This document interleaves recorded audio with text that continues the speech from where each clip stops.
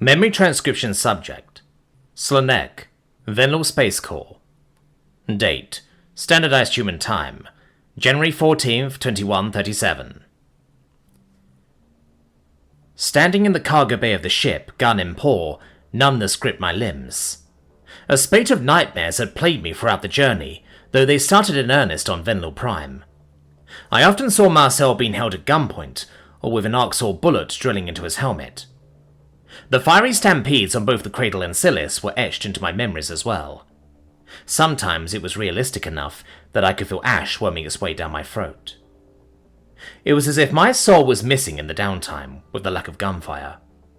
In most visions I found myself carrying a gun like the one I totted now. Remembered emotions flooded back, and I envisioned my claws pulling the trigger. Reality made sense when I was on the battlefield. Coming back to civilian life on Venlor Prime had been what was alien. In my heart I knew Onzo was right about professing my predator-diseased aggression. Marcel hadn't wanted to tempt fate, but I was itching to get back into the fray. The Predator refused to let me go alone, even if he'd been involved in enough ground occupations for 1 year. I understood that this was what life was now, in order for humans to survive. Killing, killing, and more killing. Though, if I forgot the reason I was doing it all, my mind might collapse. By this third deployment, I hoped to detach from the horrors a little. Violence was merely a certainty. "When are you coming home, morsel?" Nulia's voice trailed from his holopad, alongside a grainy image of the Godger's face. "You missed Christmas. I made a gingerbread house with Mama Lucy." The red-haired human smiled. "That's awesome. I don't know when I'll be home, but with me, and Slanek gone, you have more to eat for yourselves. You don't want the salt monster learning the joys of sugar, do you?" "No, but I miss you lots." The Terrans had gotten an FTL comms network up and running weeks ago, and the technology had finally been passed along to soldiers and civilians. It was easier than ever for humans to chat with aliens in allied systems, while also making it possible for troops to call their loved ones. I could admit a tinge of jealousy over Marcel's calls with his family. He had people who he knew would accept him, and he also looked happier talking with them than me. All that energy I spent caring about his welfare, and I would always be second-rate to him. It felt like I was on an island without anyone to support me. Hell, Marcel had humiliated me in front of Sovlin, insisting on us rolling over like prey. There were some things that couldn't be forgiven. I couldn't believe he'd pushed me to talk to that Godget. "I'm just happy we've left Monaghan's ship. I wish I took that Godget's head off while I had the chance. It's a shame I was too injured to see it through." I flexed my healed shoulder. "It's time to get ready, Mark. We're almost in range of below." "All right," he hissed, perhaps sensing my jealous tone. "I've got to go, Nulia. You be good for your mother now, all right? You've got to do your chores." "Do I really have to?" the Godget whined. "You do, if you don't want Santa to put you on the naughty list next Christmas. If you're good, you'll be rewarded in the end. Besides, you want to make our lives easier, right? It's been a hard year for us too." "Fine. I love you, morsel." "Love you too. Tell your Marcel sighed as the Godget abruptly hung up. He fixed his hazel eyes on me and shrugged his shoulders in a nonchalant way. The human tickled the tip of my tail, causing my bushy appendage to jerk away. Watching him flash his teeth in a playful manner, I felt a bit better. My dependency on my best friend for happiness might be unhealthy, but I couldn't imagine my life without him. Terran soldiers were filing into transports, preparing to detach from our current carrier once we neared the target. Mission objectives ranged from inserting boarding parties into enemy ships to retaking space stations by force. Clearing out Malo itself would be an arduous task. It had taken weeks for the Kolshians to set down roots, and it could take an equal amount of time for them to be removed. That was assuming we prevailed against their secretive fleet. It concerns me what conditions we'll find the docile subjected to think that they hate us so much that they'll brutalize anyone who tries to befriend us, Marcel growled. I pinned my ears in hesitation. Is it true that the Arxor fought alongside the Dossor? I know it's a rumor, but it has me nervous they're here. Every time we land, they seem to show up and kill everyone. We're cursed. Hey, it's only happened twice, but there is a pattern forming there. Malo might not want us to on the boots on the ground, buddy. Hell, I do feel a little cursed. The Axor, you're dodging. Yes. Chief Hunter Isif himself helped them at our request, or so I hear. The Greys were only able to weed out a few thousand attackers, though that's a handful we don't have to face. We were able to get a couple hundred evac ships out because of his fleet, which took a beating for us. The Kolshians gave a beatdown to the Arxor? You could say the kid gloves are Rosselneck. You could also say they had the power to stop the Greys and let billions die instead. I loaded onto a transport in silence, appalled by the truth of his words. The Federation allowed entire species to be genocided, and billions of sapiens to be taken as cattle to retain control. Had they really concealed their true power just to encourage fear? The Kolshians hadn't wanted to win the war, and I couldn't think of a single other reason why. That realization culminated in fury. I was raring to plunk a bullet into their skulls. My biological brother died fighting the Arxor because the Kolshians willed it so. Everything we've ever done has been frivolous. All of this haunting death was for naught. Our transport had its own ability to monitor communications, and a digitized replica of the bridge's viewport. We could transition between the host's carrier's eyes and our own once we were cast into the stars. It was true that humanity had also faced numerical odds at Koa and Silis, and that they had triumphed all the same. By this point, I imagined the Kolshians had an answer for the shield breakers, though.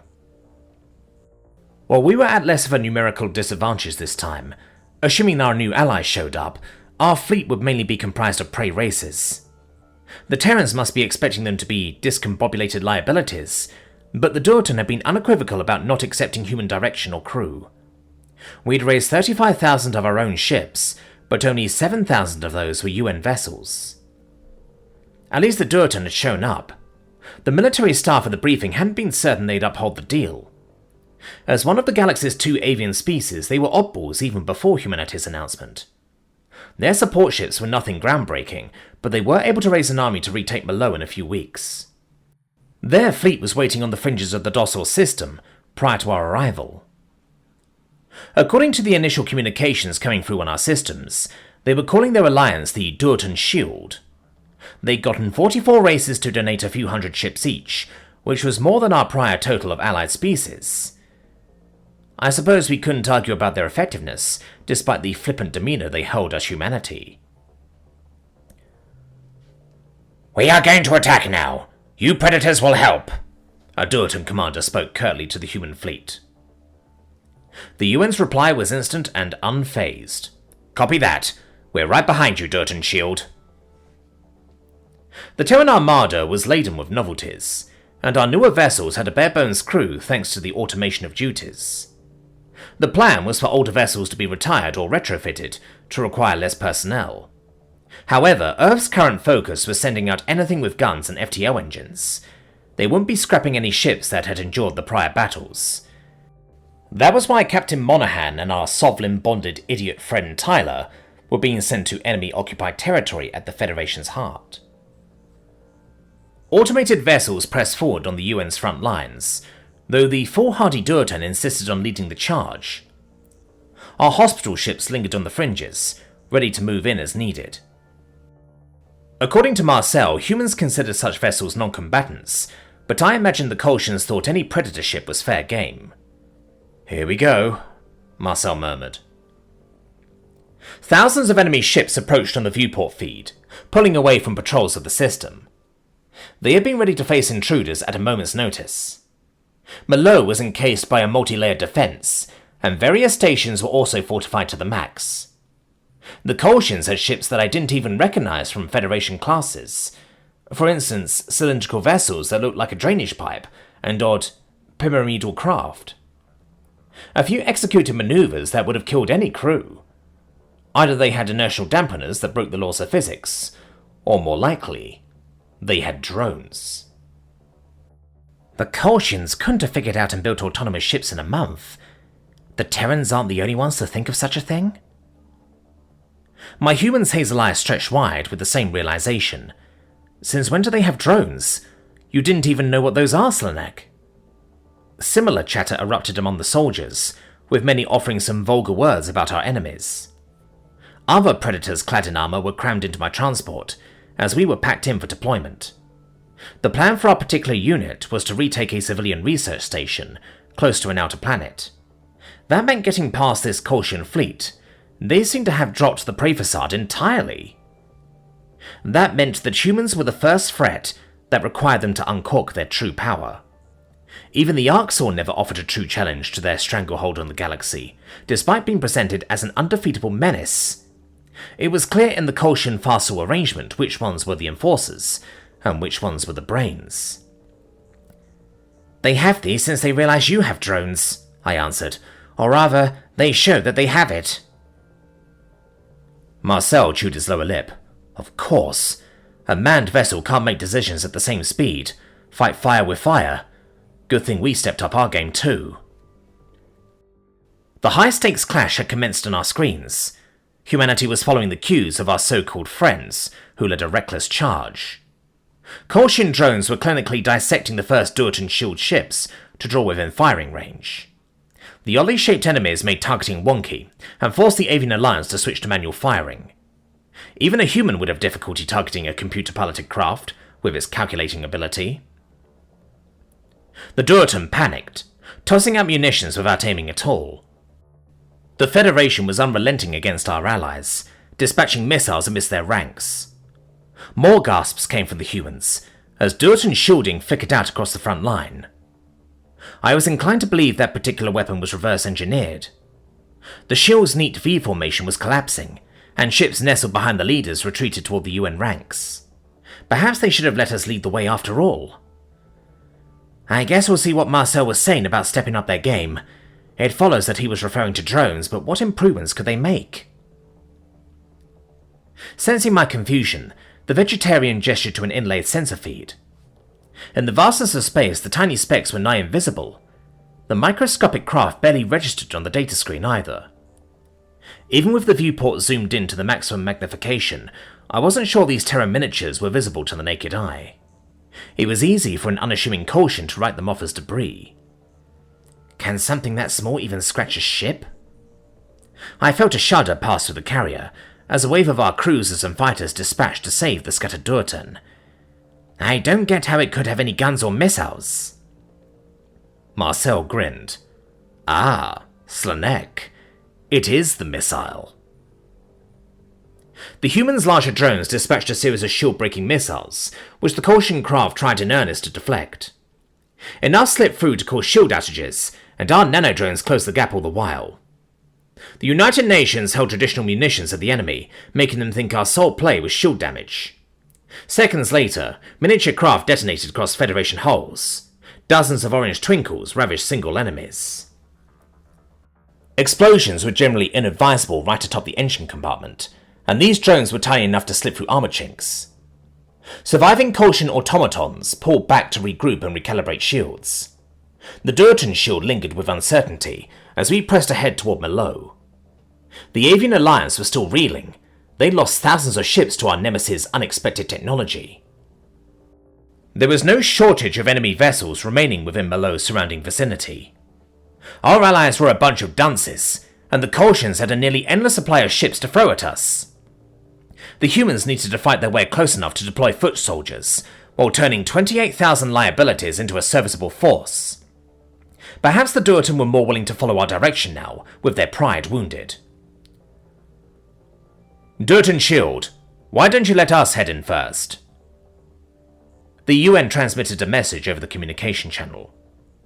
A few soldiers in the transport were scoffing at the avian showing. The Durtan talked a lot of smack, only to be humbled so quickly.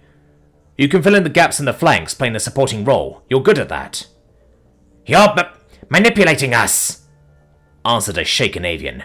You don't order us around. We won't answer to your whims and wants. You disgust us. Well, whether you like us or not, we're on the same side of this battle. This is what you wanted. Humans handling the brunt of this mission. You'd rather have us predators dying than your own people.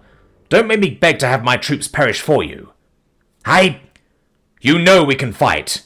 That's all you think predators do, right? Sit back and let us kill these bastards. Now we're moving in before the drones get set up. Let's go, alright? Fine. This is very temporary. I sure hope so, Marcel grumbled.